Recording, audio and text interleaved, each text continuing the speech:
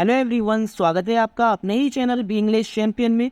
आज जो स्टोरी मैं आपके लिए लेकर आया हूँ वो है Jack and the beanstalk. ये काफ़ी अच्छी स्टोरी है और गाइस बहुत कुछ इसमें से आपको सीखने को मिलेगा। बहुत से ऐसे स्ट्रक्चर्स हैं जो कि ग्रामेटिकली आपको समझाऊंगा, एक एक वर्ड का हिंदी मीनिंग यहाँ बताऊंगा ताकि आपके लिए इसको समझना और पढ़ना आसान हो जाए। कभी भी आप कोई बुक पढ़े तो उसका मीनिंग अच्छे से निकाल पाए कि कैसे बात की गई और कैसे आपको उसके सेंस को पहचानना है। तो चलिए स्टार्ट करते हैं। स्टोरी का टाइटल है Jack and the beanstalk, यानी बीन स्टॉक कहते हैं सेम की जो फली होती है उसके तने को कहते हैं बीन स्टॉक। तो किस तरह से ये टाइटल इस स्टोरी से रिलेट करता है ये जानने के लिए गाइस मेरी आपसे रिक्वेस्ट है, वीडियो को पूरा देखें जिससे कि आपको स्टोरी अच्छे से समझ आए और बिल्कुल बेसिक लेवल से इंग्लिश में यहाँ पर आपको पढ़ाऊंगा ताकि हर एक वर्ड का अलग अलग मीनिंग आप समझ पाए। तो स्टार्ट करते हैं। Once upon a time there lived a poor widow and her son Jack। तो once upon a time इस फ्रेज का मतलब होता है एक बार की बात है। देयर लिव्ड यानी रहता था। यहाँ पर जो देयर है ये एक इंट्रोडक्टरी सब्जेक्ट है जिसका कोई भी मीनिंग नहीं है। देयर लिव्ड यानी रहता था, रहती थी। अ पुअर विडो एक गरीब विधवा। यहाँ पर जो विडो है इसको आप ध्यान रखेंगे, इसको हम विधवा कहते हैं, यानी जिसका हस्बैंड मर जाता है वो विडो कहलाती है। एंड हर सन और उसका बेटा जैक, जिसका नाम जैक था। एक बार की बात है, एक गरीब विधवा और उसका बेटा जैक रहता था। वन डे एक दिन जैक्स मदर, यहाँ पर आप देख सकते हैं ये अपोस्ट्रोफी एस का यूज किया जिसका मतलब का की के, इस सेंस में इसका हम यूज करते हैं। एक दिन जैक की माँ टोल्ड यानी कहा हिम उससे, टू सेल यानी बेचने के लिए, देयर मिस उनकी, ओनली काउ या इसको हम कहेंगे ओनली काउ यानी जो एकमात्र गाय थी, इकलौती गाय बोल सकते हैं हम इसको। यानी एक दिन जैक की माँ ने उनकी इकलौती गाय बेचने के लिए उससे कहा, यानी अपना जो उनका बेटा था जैक उससे कहा कि जो अपनी गाय है उसको बेच आओ। Jack went to the market and on the way he met a man who wanted to buy his cow. Jack went means गया, ये गो की सेकंड फॉर्म है और पास्ट इंडेफिनिट का affirmative sentence. To the market यानी बाजार, Jack बाजार गया। एंड ऑन द वे और रास्ते में, ही मेट उससे मिला, अ मैन एक इंसान, मेट जो है मीट की सेकंड फॉर्म है। ही मेट अ मैन उसे एक इंसान मिला, हु मीन्स जो। यहाँ पर जो हु है वो एक रिलेटिव प्रोनाउन है और मैन के लिए बोला गया है क्योंकि जो रिलेटिव प्रोनाउन होता है उससे पहले जो वर्ड आता है वो उसी के लिए बोला जाता है और वो वर्ड उसका एंटीसीडेंट कहलाता है। तो यहाँ पर जो हु का एंटीसीडेंट है वो मैन है। वांटेड यानी चाहता था, टू बाई खरीदना, हिज काउ उसकी गाय।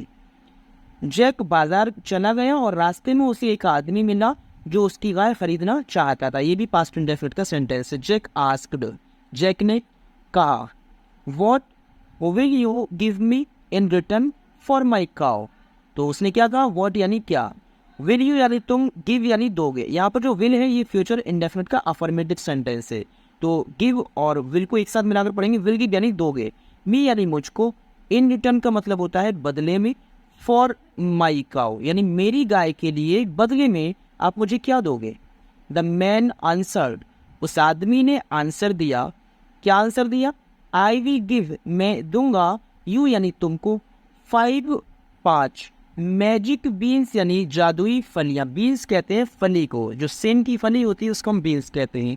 तो उसने क्या आंसर दिया कि मैं तुमको 5 जादुई फलियां दूंगा। यहाँ पर लास्ट में एक एक्सक्लेमेशन मार्क लगा है, इसलिए उसने ये जो बात कही है ये एक्सक्लेमेटरी सेंटेंस में उसने बोला है क्योंकि जब हृदय से अचानक कोई बात निकलती है, अचानक मन की जो भावनाएं निकलती हैं वो एक्सक्लेमेटरी सेंटेंस में उसका हम इस्तेमाल करते हैं। आगे देखते हैं।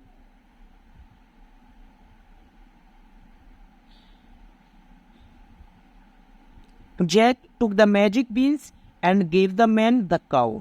जैक ने, टुक का मतलब है ले ली, ये टेक की सेकंड फॉर्म है। द मैजिक बीन्स जादुई फलियां, एंड गेव और दे दी, द मैन उस आदमी को, द काउ यानी अपनी गाय। जैक ने जादुई फलियां ले ली और उस आदमी को गाय दे दी। But when he reached home, Jack's mother was very angry. But लेकिन और व्हेन यानी जब, लेकिन जब, ही रीच्ड वो पहुंचा, वो मिस घर, लेकिन जब वो घर पहुंचा, जैक्स मदर, यहाँ पर भी अपोस्ट्रोफी एस है जिसका यूज हम का की के सेंस में करते हैं, यानी जैक की माँ।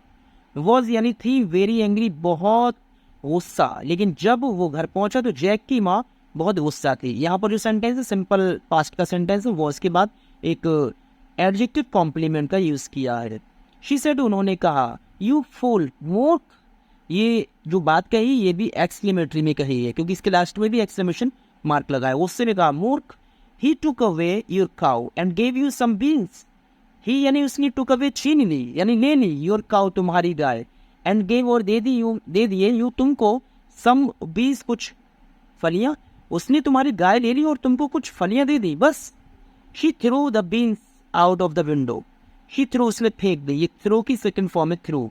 फेंक दी द बीन्स फलियों को, आउट ऑफ द विंडो का मतलब है खिड़की के बाहर। उसने वो जो बीन्स यानी फलियां थी उनको खिड़की के बाहर फेंक दिया। Jack was very sad, Jack was रैक था, वेरी सैड बहुत दुखी, जैक बहुत दुखी था। एंड वेंट टू स्लीप और सोने चला गया। विदाउट डिनर यानी बिना भोजन किए, डिनर रात के खाने को हम डिनर कहते हैं, और बिना भोजन किए सोने चला गया। आगे देखते हैं क्या होता है।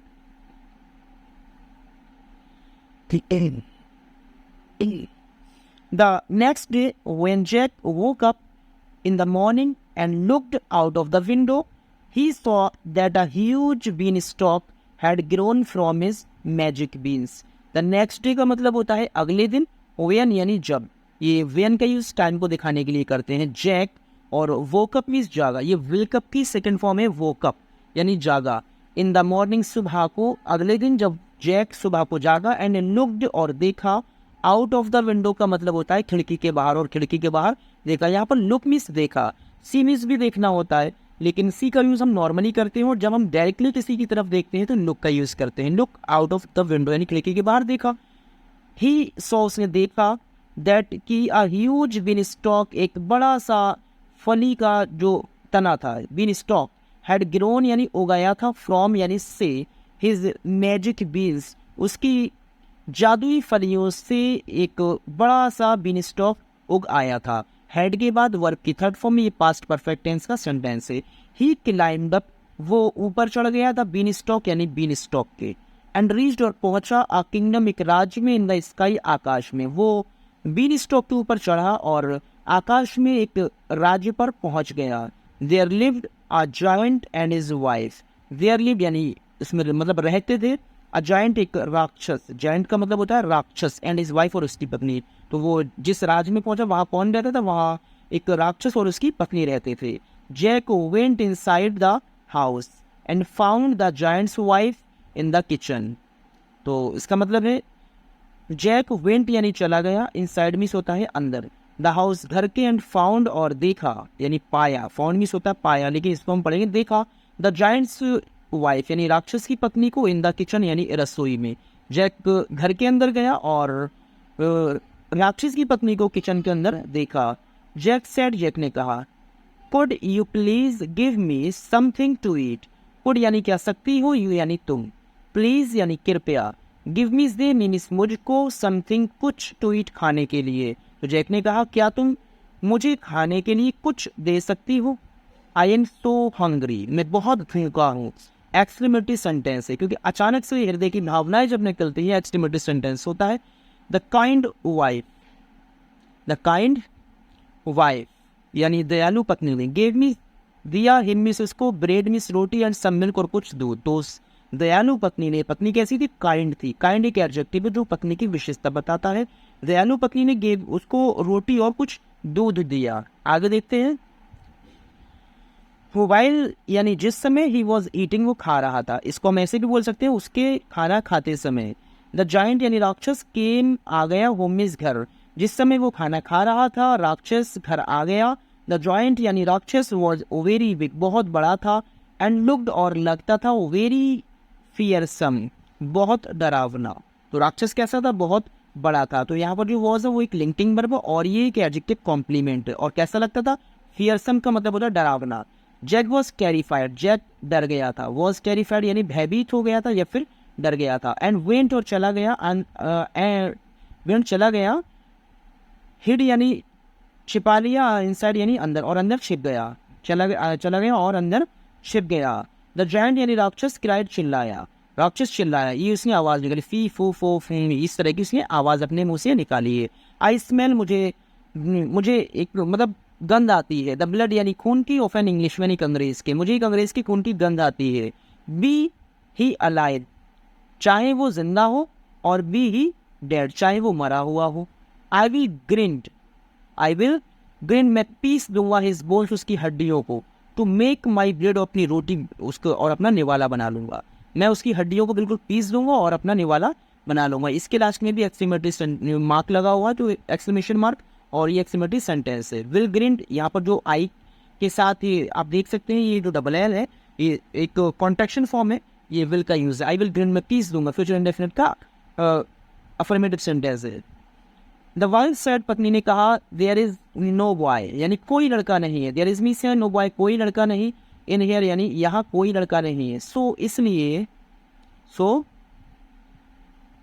इसलिए द जायंट, राक्षस ने, एट यानी खाया, ये ईट की सेकंड फॉर्म है, हिज फूड अपना खाना, एंड देन और तब, वेंट चला गया, टू हिज रूम अपने कमरे में, और राक्षस ने अपना खाना खाया और कमरे में चला गया। ही टुक आउट, उसने बाहर निकाला, हिज सैक्स ऑफ गोल्ड कॉइन्स, यानी सोने की सिक्कों की बोरियों को, उसने सोने की सिक्कों की बोरियों को बाहर निकाला। ये टेक आउट की सेकंड फॉर्म टुक आउट है।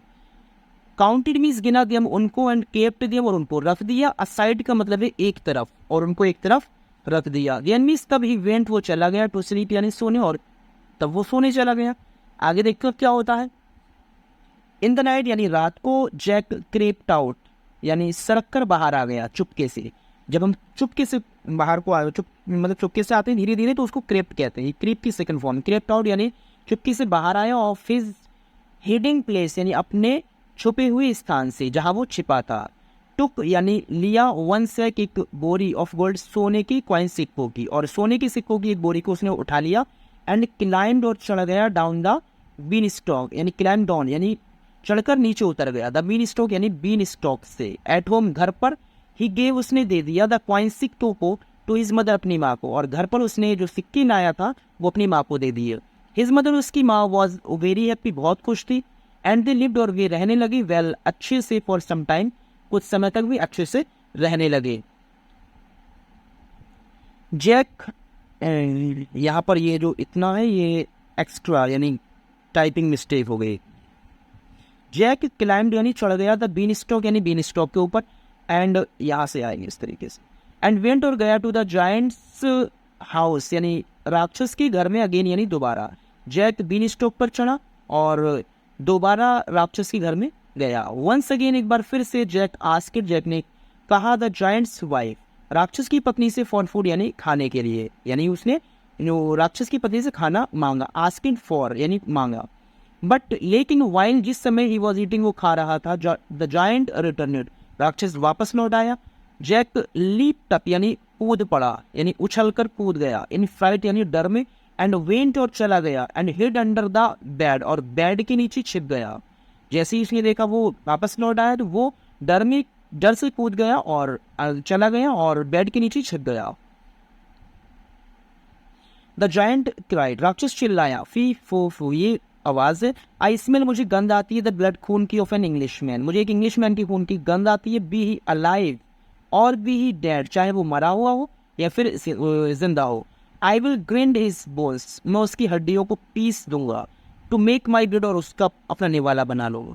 द वाइफ सेड, पत्नी ने कहा, there is no boy in here, यानी इस जगह पर कोई लड़का नहीं है।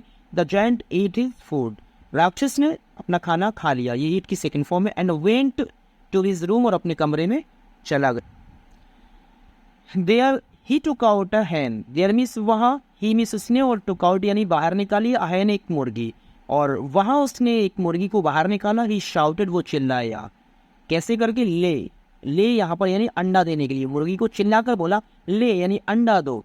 एंड द हैन, और मुर्गी ने लेड यानी दे दिया, गोल्डन एग यानी एक सोने का अंडा दे दिया।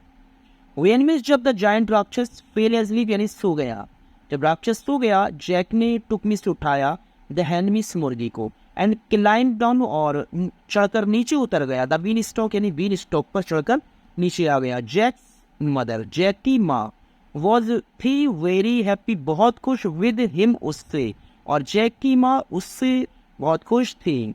आफ्टर सम डेज, कुछ दिनों के बाद, जैक वंस अगेन, एक बार फिर से, क्लाइम्ड द बीन स्टॉक यानी बीन स्टॉक के ऊपर चढ़ा and went to the giant's castle, castle कहते हैं किले को, यानी और राक्षस के किले में गया।